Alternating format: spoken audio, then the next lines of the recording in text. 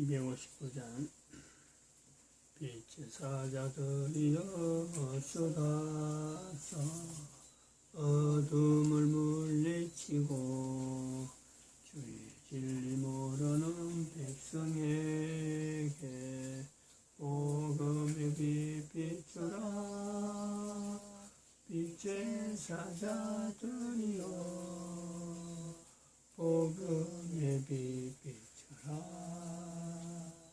이로운 밤 밝게 비추라. 빛의 사자들이여. 하나님 말씀 여호수아서 1장입니다. 여호수아서 1장 1절에서 4절까지 말씀 교독합니다. 1절 말씀 제가 먼저 받들어 봉독드립니다.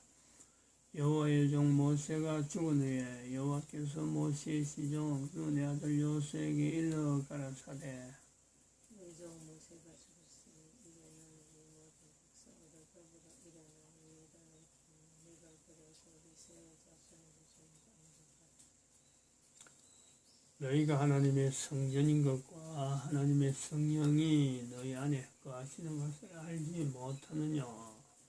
모든 정사와 권세와 능력과 주관하는 자와 이 세상과 오는 세상 일컫는 모든 이름 위에 뛰어나게 하시고 또 만물을 그 발 아래 복종하게 하시고 그를 만물 위에 교회의 머리로 주셨느니라.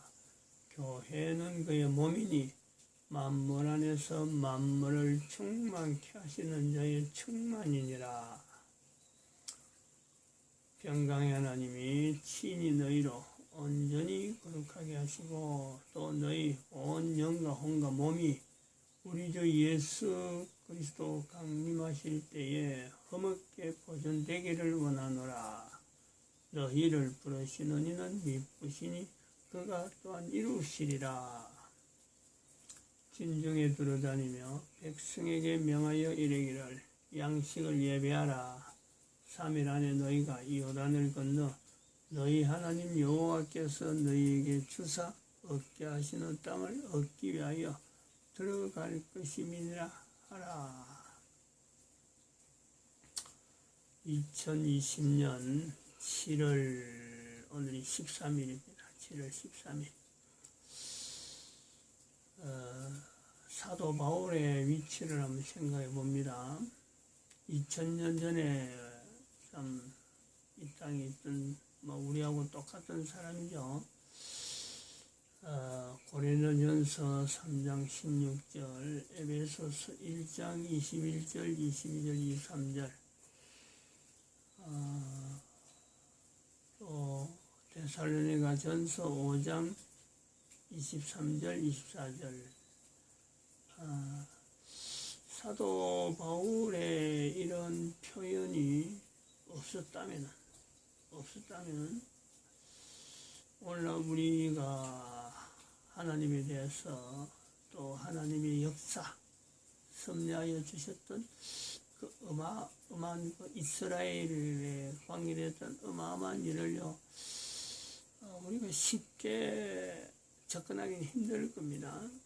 쉽게 표현하기도 힘들고 언어로 우리가 쓰는 언어로 하나님이 이렇게 하셨다, 하나님이 저렇게 하셨다라고 하는 것은 굉장히 힘들 거예요. 만약에 신약이 없었다면 또 그래야 되죠. 그리고 오늘 이제 여호수아라고 하는 이 성경도 한번 우리가 생각해 보면은 여호수아라고 하는 한 사람을 하나님께서 모세의 시종이 되게 될 때에 그때부터 이 여호수아라고 하는 이 위치 요단강 건너에 요단강 이쪽에는 동쪽에 모세를 끝내고 서쪽부터는 여호수아에게 맡게 되겠다. 처음부터 이제 여호수아가 이 내용을 알았더라면은 모세의 시종으로서 계속 있었을까? 도망가지 않았을까? 어? 그 일 자체가 원래 여호수아 1장에 보면 몇 번을 두고 두려워 말라 내가 너와 함께한다 내가 너와 함께한다 따득거리고 하고 있는 걸 볼 때 모세의 시종이 될 때 여호수아는 어디까지다 그 이후로는 여호수아 네가 맡아야 된다 라는 것을 했더라면은 이 사람들이 이제 이 여호수아가 모세의 시종이 아무리 좋은 거라든 좋은지 모르지만은 뭐 좋아서 좋은 혜택이 있어서 했을 거라고는 생각 안 합니다. 아무리 뭐 저 모세에 대해서 자기가 참 가깝게 하고 싶은 일이 있었더라도 지금 세월이 40년 지나서 당장에 지금 이 일을 맡아야 될 그 기간도 40년이 지나야 된다. 그러고 이거 요단강을 건너야 된다. 네가 맡아야 된다 하라고 이걸 그런 걸 알고 시켰더라면은 낸들 아니면 지금 살고 있는 모든 사람들이 어느 누가 이 여호수아처럼 여호수아 1장 2장 이렇게 쭉 진행되는 이걸 맡아 나갈 정도의 일을 하겠느냐? 당장에 지금 요단강 앞에서조차도 나름대로 여호수아가 아니면 안 되는 그 상황에서도 지금 하나님께서 여호수아에게 해라 하라고 지금 자꾸 독려하는 걸 볼 때 그 전에 조금이라도 이 내용에 대해서 언급이 됐더라면 여호수아는 아마 그 자리에서 바로 도망가는 그런 일을 하지 않았을까? 다시 말하면 그만큼 힘드는 거예요. 우리가 아까도 말했지만 사도 바울이라고 하는 그 사람 위치를 이야기했지만은 사도 바울이 그렇게 하기까지 참 사도 바울이 표현들 하면은 40에 하나 감한 매를 뭐 3번이나 맞고 죽을 고생을 하고 그렇게 고생을 하면서 예수 그리스도에 대한 이런 표현을 당시에는 생각도 하지 못하는 또 누구도 하지 못하는 그 방법으로 알려야만 됐던 그런 것을 올리다 보니까 표현이 고린도전서라고 하는 이런 표현도 나오고 에베소의 표현 나오고 데살로니가전서의 이런 표현이 나오지 않았을까. 고생 안 해보고 배운 것만 가지고 있었으면요 그냥 가말리엘 문화생이죠. 최고의 권위를 가져서 누구든지 그 말을 가만 앉아서 말만 해도요 따라올 수 있는 그만한 권위가 있는 그런 말인데 예수 그리스도에 대한 이 표현을 만물을 그 발 아래 복종하게 하시고 그를 만물 위에 모든 이름 위에 뛰어나게 하시고 만물 위에 교회의 머리라 하는 이런 표현을 하면서 이 교회라고 하는 이 개념을 오늘 우리에게 전달해서 2000년 이후에 지금 교회라고 하는 이 권위를 하나님이 지금 주시는 어떤 권위 여호수아에게도 맡기시는 이 교회 이름으로 지금 요단강을 건너는 또 모습을 우리가 비출 수 있는 거고 하나님께서 사도 바울을 통해서 남겨놓은 언어, 교회라는 언어에 대해서 예수 그리스도를 머리로 하고 예수님의 몸을 하는 이 교회라고 하는 이 표현이 다른 어떤 표현하고도 대치가 되지 못하는 어떤 절대적인 위치에 있는 이 교회에 대한 이런 표현 사도 바울을 통해서 남겨놓잖아요. 요거하고 우리가 좀 견주어서 대한민국에 던져졌던 참 이승만 대통령이라고 하는 한 사람 한 사람의 그럼 이 사람을 통해서 이분을 통해서 우리는 선지자라 하는 자리를 두려고 하는 당대의 이승만 대통령 때는 한 번도 이런 시도를요 할 수도 없었습니다. 살아있는 생전에는. 그런데 이승만 대통령이 소천하고 난 뒤에 2019년부터 이승만 대통령에 대해서 전 국민 앞에서 외치는 선지자적인 위치를 부각시킨 정광훈 목사, 하나님으로부터 들었다 하는 말씀, 대한민국 망했다 하는 말씀을 들은 그거하고 연결해서 이승만 대통령에 대한 위치를 전 국민들에게 지금 부각하고 있는 중이잖아요. 새삼스러운 그런 생각을 많이 합니다. 한 사람이 죽고 난 사후에 선지자의 위치에 오르는 이런 작업, 이런 것이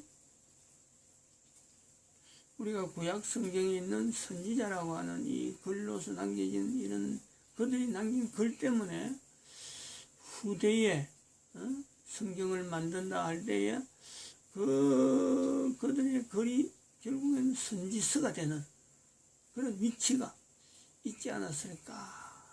그거하고 버금하면 이승만 대통령의 그 위치에 선지자를 하는 것은 지금 죽고 난 뒤에 다루는 것은 어떤 보면 성경의 전통으로도 손색이 없는 분명히 우리가 시도해 볼 만한 요소가 있다 이렇게 봅니다. 그거는 또 이승만 대통령을 선지자로 이렇게 부각하는 그 측면에는요, 저 같은 경우가, 저 같은 사람이 어떻게 해서 2012년에 인류 종말 시대를 선포를 하게 됐을까? 요거 저는 그래 보는 거죠. 앞에 있었던 선조들의 살아간 그런 걸음, 선조들이 남긴 역사, 1919년에 3.1운동도 마찬가지고, 이런 선조들이 남긴 역사가 대한민국에 없었는데, 대한민국인 목사에게 2012년도에 인류 종말의 시대를 허락했을까? 그건 어림도 없죠. 어림도 없어요. 그러므로 이승만 대통령의 선지자의 자리를 정광훈 목사가 대한민국 망했다라고 하는 이 말이 남겨진 그것을 하나님 말씀으로 받아진 것에 대해서 이승만 대통령을 선지자로 인정하고자 하는 이 내용은 여기서 안 하면은 누가 하겠느냐, 누가. 다른 사람들이 할 수도 있겠지만은 지금 여기 맥이 이어간다는 거죠. 나름대로 대한민국의 국가에서 정체성에도 나타날 내용이고, 또 대한민국이라고 하는 위치에서 하나님께서 대한민국이라는 나라가 어떻게 여기서 형성됐을까 하는 이 국가적인 여러 가지 흐름에 그 속에 살았던 한 사람 한 사람들의 걸음 자체가 하나님이 인도하시는 선지자적인 역사를 걸어갔던 나타냈던 사람들이요 분명히 있단 말이에요. 분명히 있기 때문에 2012년에 인류 종말의 시대를 외칠 수 있는 이거는 제한테 제가 특별해서 내가 놈들보다 다른 삶을 살았기 때문에 허락했다. 이거는 안 되는 게거든요. 이거는 전혀 그거는 내가 내 스스로 용납 안 되는 거죠. 앞에 사람들이 있었다는 거죠. 앞에 사람이 있었는데 그 앞에 사람들을 연결하면서도 연결해서라도 2012 인류 종말의 시대를 부각시켜야 될 것은 또 저한테 주어진 내용이니까, 지금 있는 정광훈 목사도 행적에 선지자 행적을 작년부터 시작해서 지금 현재 계속 지켜보고 있는 것은 어떤 모양에서 선지자 모양이 나올까, 어떤 부분에 강조해야 될 부분이 있을까 하는 것도 살피고 있는 중이고, 그리고 또 이승만 대통령의 위치를 선지자의 위치로 이미 소천한 사람이니까 행적 자체는 볼 건 없고, 일반 국민들이 또 대한민국 교회가 인지를 하고 이거를 받아들일 수 있는 그 일을요, 내가 안 하면 누가 하겠어요? 응? 그 해야 되는 이유는 저 2011 종말의 시대를 연결하는 데는요, 이거는 필수적이죠. 그냥 우연히 지나가다가 얻은 게 아니라는 거지. 우연히 지나가다 저런 내용을 나타낸 게 아니라는 거예요. 하나님께서 인류 전체를 바라보면서 대한민국이라고 하는 이 위치가 남들보다는 독특한, 하나님께서 특별히 어떤 섭리를 나타냈던 그 흔적이 분명하니까 대한민국 목사에게 저런 표현을 하도록 만들고, 그것을 또한 대한민국 사람들로서 살았던 그 선조들의 발걸음에서 저 말이 나올 수밖에 없는 그 인맥적인 것을 연결하는데, 아니야말로 하나님께서 손해갈 것도 없잖아요. 이미 세운 사람들, 과거에 있던 사람들, 2012 인류 종말 시대를 부각시키기 위해서, 연결하기 위해서 하나님이 쓰셨던 사람들의 발걸음을 연결하는데, 오히려 이것은 임마누엘을 나타내는데요. 과거에도 하나님이 대한민국에게 임마누엘을 이렇게 사람을 통해 나타냈다. 또 더 발걸음을 해서 세종대왕을 그렸다. 또 더 나아가서 가야라고 한 나라를 세운 하나님의 섭리가 있다. 더 나아가면은 당군이라는 나라에 딴이라는 이름, 창세기 10장에 있는 욕단, 욕하지 마라. 우리나라 사람들에게 남아있는 욕하지 마라. 그 욕하지 마라 해서 그 욕단에서 욕하지 마라 했기 때문에 욕을 빼버리면 단군이 되는 거예요. 단군. 이러한 어떤 하나님께서 대한민국 역사 가운데 나타났던 국가 역사 정체성 속에서 임마누엘이라는 이 흔적이 분명하단 말이에요. 분명. 우리는 지금 이런 시도를 성경이라고 하는 이 어떤 그 구조를 통해서, 성경에 있는 기록이나 이런 걸 통해서 접근하니까 참 국가에서 정체성이라는 말도 억지라도 만들어내가지고 문자를 통해서 알립니다만은, 미국 망했다, 대한민국 망했다 해서 이제 미국 망했다는 것을 표현하는 구조로 이렇게 볼 때, 미국에 대해서는, 미국도 한 번도 가보지도 않는 사람이 미국 망했다는 소리를 할 때에, 지난달이죠, 6월 달에, 너무너무 미국을 몰랐죠. 그냥 겉으로 드러난 역사는 어느 정도 청교도로부터 되어졌다가 지금은 2016년도에 오바마 시절에 동성결혼 합헌이라 하는 이 자리를 남긴 걸 통해서 미국은 교회에서 인용하는 미국의 어떤 모범적인 어떤 국가에, 그러면서 미국은 망했다는 소리가 분명히 나올 수밖에 없다 하고 단정을 하면서 미국 망했다는 것을 외쳤습니다. 근데 그것이 뜻밖의 꿈에 이 사명이 있는구나.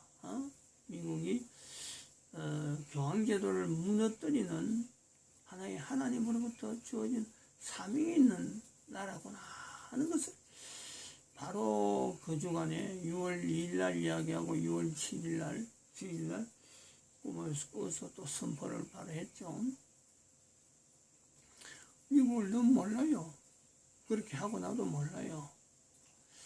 근데 이제 그렇게 선포하고 난 뒤부터 미국을 들려주는 소식들, 유튜브로 통해서 나타나는 소식을 통해서 미국에 대해서 보다 객관적으로 이야기하려고 하는 그런 요소가 많습니다. 특별히 다른 채널보다는 스피커 스튜디오스 크리에이터 슈라고 자기를 소개하는 이 사람이 운영하는 스피커 스튜디오 요 채널을 지금 시대에 여러 채널이 많이 있겠죠. 뭐 유튜브를 하는 사람들. 근데 여기서 진행하는 방향, 즉 교황 제도를 무너뜨리는 미국의 사명이라고 하는 이 위치가 이게 객관성이 있느냐 하는 것을 이렇게 점검할 때 아하, 이런 사람들이 하나님께서도 준비하고 있었구나.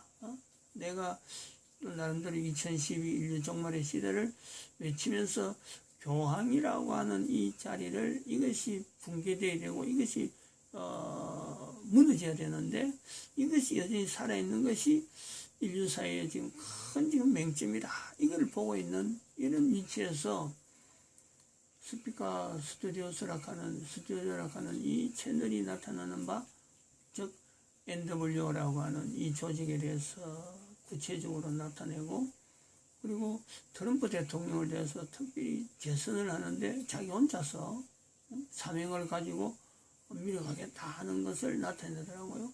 그러다 보니까 이 트럼프라고 하는 이 내용 알지도 잘 못하는데 이 사람이 과연 그럼 미국의 선지자적인 어떤 위치가 쥐어야 되는 게 아니냐 하고 제가 바라보는 그런 시각이 있어요.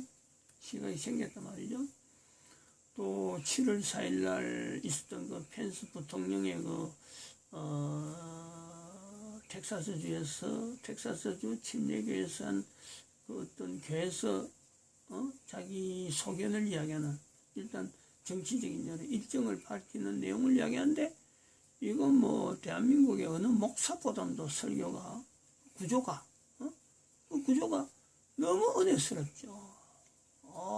이렇게 그러는 중에 트럼프를 참 본인이 미국 부통령으로 있으면서 대통령으로 섬긴다 하는데 그 대통령 트럼프 하고 있는 그 자체가 이게 하나님께서